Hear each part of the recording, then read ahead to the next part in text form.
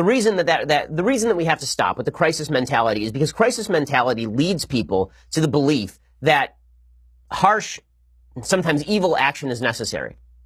And sitting around in a place like Los Angeles while the sun streams through the big windows and everybody is eating their lobster, I had a Coke. While everybody is doing that, it occurs to you that the more we think that our neighbors are our enemies, the more likely we are to start anticipating tactics that are bad. So the shooting that happened in Maryland has nothing to do with President Trump.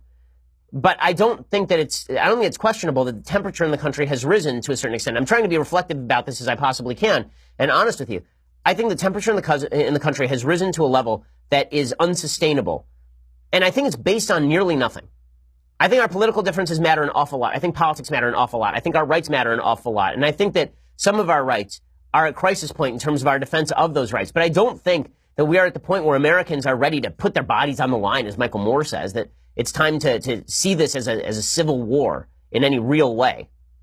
And there may be an intellectual civil war going on, but that intellectual civil war has been going on for generations in the United States. Maybe it's a little worse now than it was any time since 1960s, but I don't buy into the idea that this is a time that is deserving of the kind of vitriol and insanity that we are seeing. And it's being promulgated by people on both sides, but particularly on the left right now. Because what the left is doing is they're doing what Michael Moore does, which is, I love civility. Civility is great, but I can't be civil with these evil Republicans, so civility must end. Maxine Waters is a case in point of this. So Maxine Waters has now said, the representative who said just earlier this week that there should be mob justice against a bunch of people going to gas stations if you disagree with them. She said on Thursday she's seen an increase in threats since she made controversial comments encouraging protesters to heckle and harass members of Trump's cabinet in public spaces. She said that she got threatening messages and hostile mail at her offices. She canceled 2 scheduled appearances in Alabama and Texas. She said she got one very serious death threat on Monday from an individual in Texas. And she says, as the president has continued to lie and falsely claim that I encouraged people to assault his supporters while also offering a veiled threat that I should be careful, even more individuals are leaving threatening messages and sending hostile mail to my office. I mean, this is indicative of the way that our politics is working right now. Maxine Waters doesn't like when anybody attempts to assault her because no one would like that because it's terrible stuff. But then she'll go out and encourage people to assault people at gas stations. And she did encourage people to assault people at gas stations. The word assault, by the way, does not mean battery.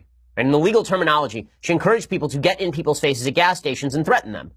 Okay, that is not battery. Battery is when I hit you. Assault is when I threaten you. She did encourage that. There's no question she encouraged that. And she felt okay encouraging that because it was somebody on the other side. So in other words, everybody is in favor of civility as long as it applies to people on their own side, but nobody is in favor of civility when it's applied to people on the other side. And the reality is that we live in the most civil of times. Violence in the United States is at 50-year lows. It is. The level of vitriol may be at a 50-year high, but violence in the United States is at a 50-year low. We're living in a pretty paradisical situation. The economy is doing great. There is no excuse for this level of insanity in our current politics. And yet, everybody continues to go insane. And that's only being exacerbated, of course, by the situation with the Supreme Court. Because now that Justice Kennedy has stepped down, the left is fully convinced that the right is coming for everything that they hold dear. Not understanding, of course, how the Supreme Court works in the first place, having used the Supreme Court as the tool of their leftist politics for nigh on 80 years at this point. The Democrats are now firmly convinced that the Republicans are going to come in, they're going to swoop in with the Supreme Court at their behest, and they're going to run roughshod over everybody's rights, and we'll be living in a Nazi state. This kind of insane, over-the-top talk is not good for the country. And again, I think there are a lot of people in the country who right now feel justified in being uncivil. Incivility can bleed into violence. I'm not going to blame people who are uncivil for violence, but I will say that when you raise the temperature every so often, you're going to get the pot boiling over. Right? When the temperature is room temperature in the pot, it doesn't boil over ever. When the temperature is a little bit high and then you put the lid on, then it is more likely that the pot is going to boil over. I think that the likelihood the pot is going to boil over right now is a lot higher than it has been in the past, and there is no real excuse for it.